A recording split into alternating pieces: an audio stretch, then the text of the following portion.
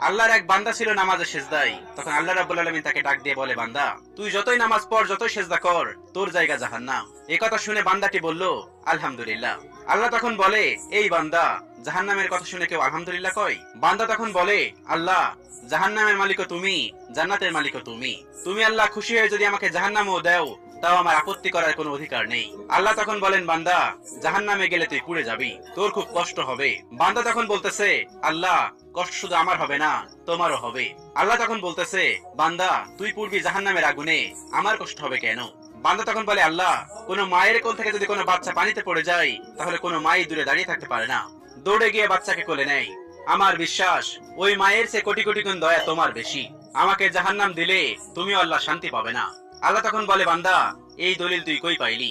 বান্দা তখন বলে, আল্লাহ, আমাদের জাতির পিতা ইব্রাহিম আলাইহিস সালাম তোমার প্রেম মুখে নিয়ে যখন নমরুদের আগুনে পড়ে গেল, তার আগেই তুমি বলে